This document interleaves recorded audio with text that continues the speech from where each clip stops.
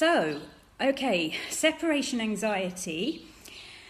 I'm going to go through really some of the stuff that the practitioners have done already that's worked and we've had great success with. So when I had the idea to do the Canine Flow, the next Canine Flow show, I thought, well, which behaviour shall we start with? And I thought, well, let's start with that because I'm all for equality and togetherness. So if we can nail something like separation anxiety, then, you know, we are so moving forward because so much of it is related to our human attachment issues and our misconception of things like what love is as well. So, you know, as with everything that dogs are here to teach us, some of the stuff is not going to be comfortable for us and we may not want to actually hear that that's the message that they're giving to us and that they're sharing with us. But at the end of the day, that's what they're giving us. And when we face it and we become aware of it, it almost becomes far less of a thing anyway, and we can really deal with what's going on from a more heart-centered place, and we can achieve so much more. So I'm going to start with, and I'm going to read these out from my computer, so apologies I won't be looking directly into the camera then, but I'm going to read these out from my computer, what some of the practitioners in Canine Flow said when I asked them about their consultations with separation anxiety. So Becky, lovely Becky from Essex, who is the lady, I don't know if you watched the previous Canine Flow show when a lot of us were on there, Becky was there, the lady that has lots of Jack Russells actually. So it must be the episode for Jack Russells, this one. So Becky says, I've used it with a small deaf dog. So again, using things like hypnotherapy with a deaf dog is coming up because we had a wonderful story which I've written a blog on of a Dalmatian, and the lady at first said to me, you know, she just didn't know if she should even buy this audio because she didn't think the dog would be able to hear it. So I said, I tell you what, we'll do a little bit of a study here, I'll send it to you. Of course, if it doesn't work, then that's fine, and if it does work, then we can use him as a testimony. So sent the audio off, wondering what would happen, and the dog really transformed. It's called the dog is called Snoop, and the blog is on my website. So again, here Becky, knowing that, has been able to use the Canine Flow techniques with this little deaf dog.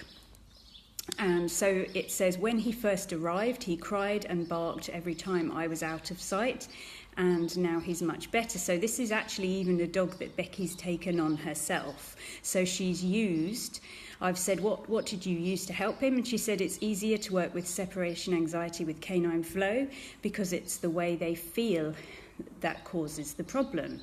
And she has used lots and lots of spirals with him and also did general meditation, but predominantly she did hypnotherapy with him, making him feel safe in the home because it was such a huge change. So the dog had obviously come into the home and was feeling the change at the time, and that's something that we can obviously transform to help them feel differently, because in Canine Flow it's all about how they feel. So there are many schools of thought when it comes to something like separation anxiety, and there are lots of things that are favoured and are pushed in terms of doing practical stuff to deal really with the fact that separation is about to occur. So really taking the separation rather than taking the anxiety. So they're thinking about what are the practical things we can do. And, you know, as long as some of those things are nice and positive and kind and compassionate, then why not do them? However, what we can lead into is the fact that there's you and you're separate from the dog. Okay, and you have to control the situation in order to change it. Whereas actually, this is a mutual thing that's going on. When you've got something like separation anxiety going on in your life, it is a story. It is an illusional story that's part of your reality. And by controlling it, all you're doing is perpetuating the story. So you may control it even to the point that it doesn't happen as much. But I use that term as much because I've spoke to so many people that said, oh, well, he's not so bad now because I do this, this and this. But for me, that it's still happening in the background. The anxiety and even your own stuff hasn't been dealt with, and it's still there, and it will show up in different ways and show up in different behaviours. So in Canine Flow, we will consistently change the behaviour. So we would look at the anxiety, really, more than we would the practical fact that you're being separated at that time. And with my canine hypnotherapy audio, I say when people go on, if you go to the shop page and you see it and you list of what it can help with, the presumption is that you play it when you go out and it solves the issue, or you play it just when you're about to go out or something like that, and the issue will change. But of course, what you really do is you use it outside of the behaviour. So you'll use this to change the anxiety rather than the actual separation, in a sense.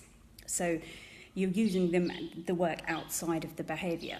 So well done for Becky.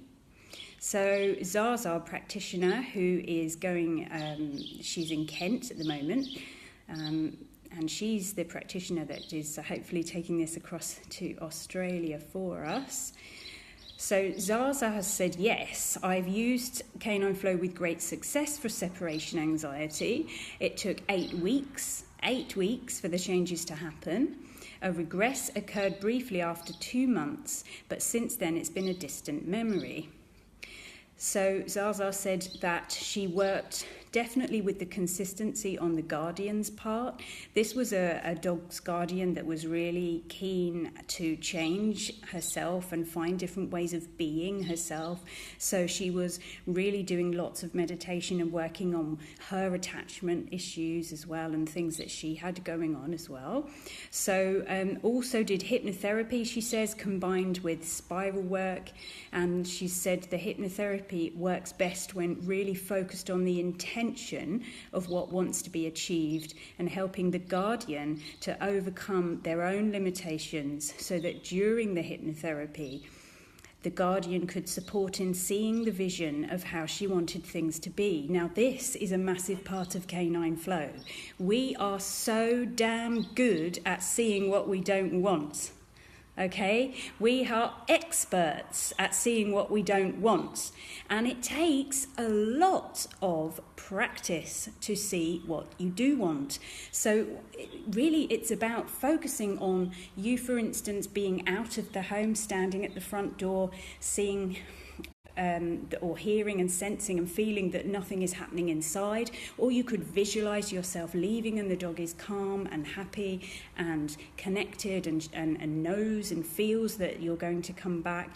Or it could be in whatever's happening within your separation anxiety field, which we will go through. So for instance, if they're chewers, then you want to really ramp up a visualization of coming back and nothing's been chewed. So it may be that you have to start in stages, and that you start with the behaviours they're doing, or it may be that you want to start with things they're doing when you've actually gone out, or it may be that you want to start with things they're doing as you go out, or things they do when you come back. So it may even be changing your feelings. So really dropping into how you feel when you discover that the dog has chewed something while you've been out, and really changing that and asking yourself whether those feelings of either disappointment or worry or lack, for instance, it could be anything that you're feeling when that happens. Where have you felt that before? And is this something that's a pattern in your life? Have you felt that before? And can you transmute that? Because sometimes that is enough to break the spiral of the story.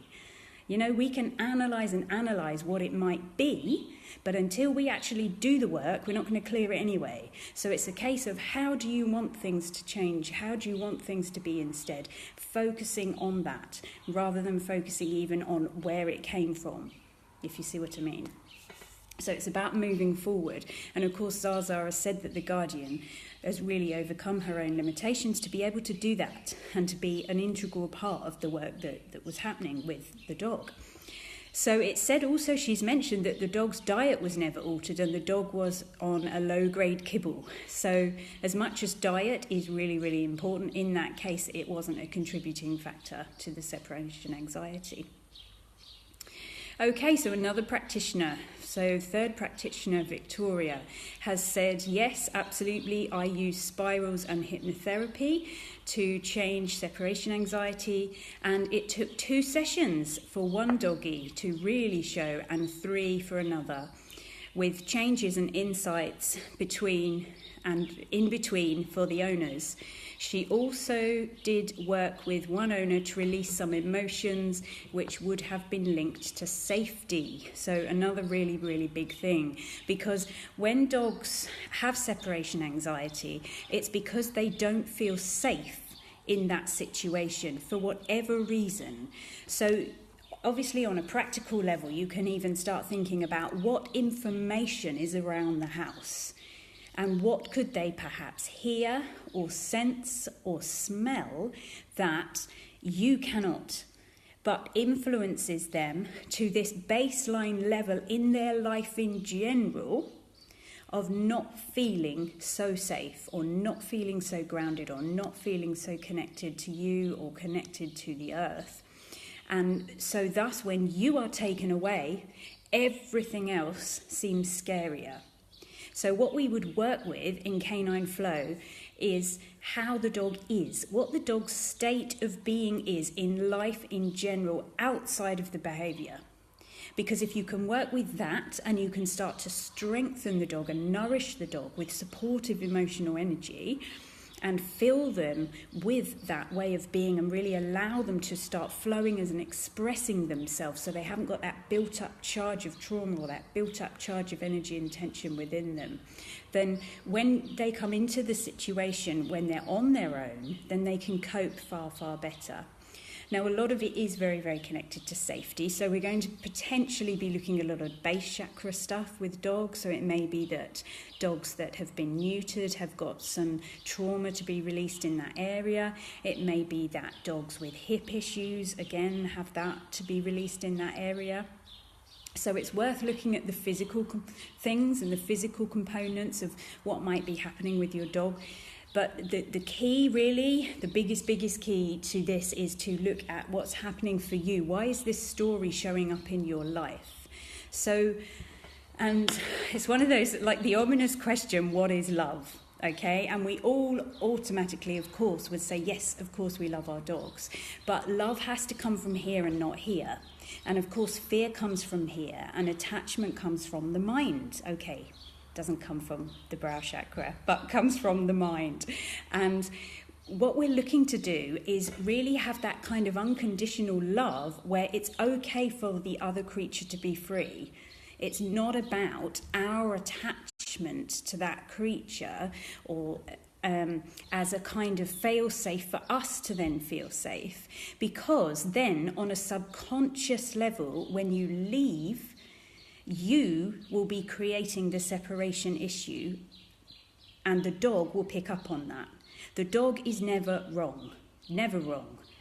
They are totally and utterly in alignment with how we feel. And it could be that, like it in one of Zaza's situations that she wrote about and I've just read to you before, that the dog regressed at a certain time. And that'll be something then that then comes up that could almost reignite those feelings within the owner, within the person. So the dog is never wrong. The dog consistently senses everything. We have literally no concept of how sensitive our dogs are. Their heart is the biggest heart per body mass of any animal, to coin another phrase that I say quite a lot. That, they totally get everything we feel. And our heart is 5,000 times more powerful than the brain. We are not creating our reality with what the mind and the thoughts. We're creating our reality with how we feel. It is like a default. We're gonna create anyway. So this is where, as an owner and as a human that has the ability to hone in on their mind and their thoughts, we can visualize, we can consider the things we're telling ourselves, and we can really create by aligning how we feel and how we think, so that we can put these together so we can really start to change how we're feeling. That's the aim of it. So you're aligning your thoughts up really to how you're feeling. But so many things now, things meaning therapies and ways of being, are realizing the importance and the potential and the wisdom of our heart. And it's really the heart that's running the show. That's where we need to work with. And that's the subconscious bit that we're not aware generally what it is we're putting out. But who's aware? Which one being in our household is absolutely aware of what's going on? And that's the dog. So in our experience with canine flow, the best way to solve separation anxiety is to start looking at things that might need to change. However, as I've already said in the video, but it bears saying again, it's not about analysing issues with yourself. It's about, hey Patty, I can see you've just come on to watch. So Patty's one of our students. So it's not about analysing what's wrong with you. It's about saying, okay, I'm going to do the work. I am going to realign myself. I'm going to release things. I'm going to look forward to what it is that I actually want. And I'm going to create what I want and visualize what I want. And that is the work, really, to really be aware of how we feel and how we are vibrationally in order to create what we want and not what we don't want to see. Because as soon as we let go of what it is we want, we will just revert back to our subconscious way of being. And we will create anyway. We will keep creating. It just won't be what we want necessarily. Okay? So that's a massive part of it. That's how our heart frequency is related to such behaviour as separation anxiety. So, attachment variance I mentioned in the group listing. So I hope that's given you a bit of an idea of the different varied ways we can feel with our dogs and not necessarily even realise that we've got this attachment to leaving them in some way. And it may even be a story or an illusion that goes right back to you being left as a child. It could even be that.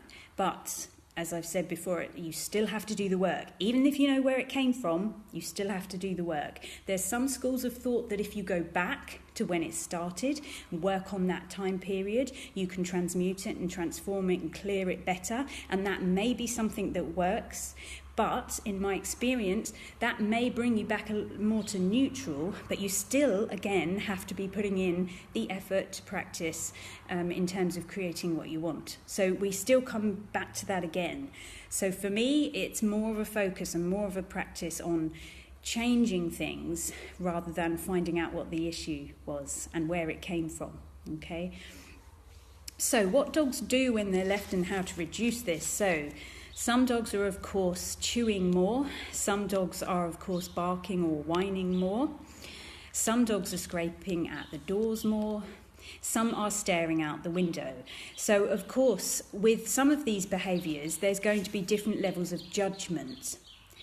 So it could be, for instance, the ones that are barking more, it could very well be linked to stories and illusion of judgment from other people. So it'd be a case of you then feel guilty because the neighbour can't sleep and he works nights and he needs to sleep in the day or whatever that might be. So that could come into it as well in terms of the energy, the emotions that are around this situation that's happening. The door scrapers, dogs will express so much through their paws. Primarily, dogs will express their emotional energy through their mouth, so that's more likely going to be your chewers. Dogs that are looking to put something in their mouth because they want to create that flow of energy. They want to release that charge that's built up inside them through the anxious feelings that they feel when they're left alone.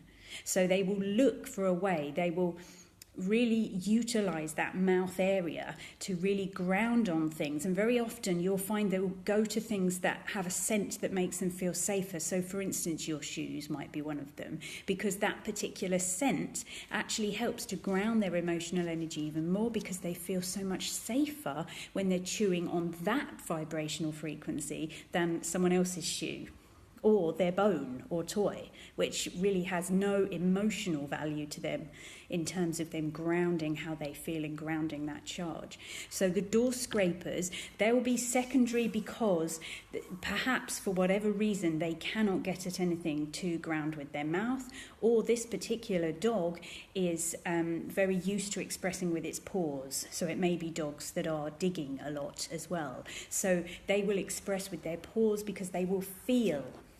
They may even be dogs that have more physical stuff going on in their body. And when they feel that charge of emotion, whether that's fear, whether that's anxiety, whether that's even mild concern, these are vibrations that aren't in alignment with a dog's true way of being, which is to be peaceful, which is to reflect our hearts, and which is to show us what it's like to be in that great, peaceful, loving place, that heart-based way of living. So anything that's slightly out of alignment with that, the dog will look to express, whether he's picked that up from you or she's picked that up from you, or whether it's something that's going on for them. But either way, the paws can be very, very expressive for them. So it may be looking at, if you've got a dog that's scraping the doors, it may be we're looking at their physical needs as well. Could be that dog has a lot of tension in the neck, for instance, so it then uses that area of the body to express more than it does its mouth. But these are, we're sort of going into the more practical side, which so many people already do. May not be explaining it in the same way I am, but they already give you the answers in terms of, or solutions or options of things you can try. In terms of the practical aspects of separation anxiety. And what we're looking at really is the emotional side of things, and we are looking at how we can change it as a situation that's happening in your life and in your reality, the separation side of things and the anxiety side of things. So pulling those two apart, really. And as I've said already, for some of you who are just hopping on now, hey Sally, hi Sally. Haven't seen Sally, I think, since the Natural Dog Conference. Nice to see you watching. So occasionally I'm dropping down and seeing who's watching. I said at the beginning I didn't get to see, but I'm seeing a few people coming along now, so it's great to see you all listening. And I hope you'll watch from the beginning as well, because I feel like I'm repeating myself a little bit now. But I think, so, to be honest, we are so ingrained in using the mind, and so ingrained in finding a way to control what's happening, that we end up keeping and sticking in this story and in this illusion of what's happening to us and what's happening to our dog. And it just builds up so much of our energy and highlights and gives such a way of seeing what's going on for us. And that is what the dogs are here to show us. The dogs are here to say, there's stuff going on, Mum, and I can feel it, and I'm going to express it in how I behave. And so separation anxiety is so intricately linked with us and our feelings and our heart. It's actually very, in my experience, linked to anything that is just dog-based and just going on for the dog. And of course, sometimes if we, for instance, bring in different control methods and different practical ways of changing the situation, we inadvertently make the energy of the household slightly better, or the energy of the situation better, or we reduce a little bit of the emotion. So of course, then we see a bit of a change, and we think, oh, good, these practical things that I'm doing must be making a difference. But actually the dog inside, the actual dog, hasn't changed, and your heart hasn't changed. And it's to get the true change and transformation in separation anxiety, as my practitioners have already done, of what I read out earlier, then you really do need to be practicing stuff that's going on for yourself. And of course, so you might think, okay, I work with people and their dogs. How can I get this across to people and their dogs? And that is what we deal with when we are on the Canine Flow course, because there are ways. You're not ever getting people to come up with stuff that's wrong with them. It's all about what they want to happen. It's about, enjoying life and changing the stories and illusions of the things that are happening in our reality. And that may be that the owner goes away and realizes, I think in Victoria's one, she's she's put that one dog changed in 2 sessions and one dog started to show changes after 3, but the biggest changes and insights were what happened in between for the owners. And that will make a difference across the board in the rest of their life as well. It will make a difference to their relationships, it will make a difference to their career, it will make a difference to their health. So when we work with Canine Flow, we're really making huge shifts for the owner, for the dog, and that will have an impact and a ripple effect across the whole planet. We're not just here to say, I'm the one that knows what you can do to make a change for your dog. And, you know, so anyway, we shall leave it at that. Kind of losing a little bit now. Okay, so questions. I don't know if I've really seen any questions popping up so far, but if anyone's got any questions about separation anxiety, I think I'll just potter on as we're waiting to see if anyone's thought of anything, or anyone's dog that is doing something unusual that and you're watching today. If you're watching this afterwards as a recording and you wished you could have asked a question, do still put something at the bottom, because we can hop on and answer that for you, give you some feedback. Definitely. So I'm going to tell you about something exciting that I'm going to do, which some of you may actually want to be part of, whether your dog's got separation anxiety or not, and that I'm going to create a study, a data research study into using professional canine hypnotherapy audios for this kind of thing. So as you know, I've already got the separation audio available. However, what I'm going to do as part of the study is collect together a number of dogs and owners, and we'll do as many as we can, really, and we will allow you to download the audio of the hypnotherapy in return for you filling in a little form, a little sheet before you start to use it and throughout the weeks of using it, because you will use it outside of the behaviour, even with something like separation anxiety, and we should really be able to collect some awesome data. A few years ago, and this is on my blog as well, Hartbury Research Centre, which are down in Southampton, had a placebo-controlled study which the results showed that the human voice was actually the most relaxing thing for the dog. So it wasn't any kind of music, even classical music that we would consider relaxing, and it wasn't even music that had been created specifically for dogs and relaxation. The thing that really, really worked for the dogs and that their study showed was the human voice. So we already know that the human voice can create changes and transformations and relaxation for our dogs. So I want to be able to show the value of intention, because the heartfelt intention is really what we're doing when we're working with professional canine hypnotherapy. And for me, this then stems way beyond hypnotherapy. This is going to be a study that will highlight the value of intention no matter what you're doing, whether you're doing Reiki healing, whether you're doing the spirals in Canine Flow, whatever it might be.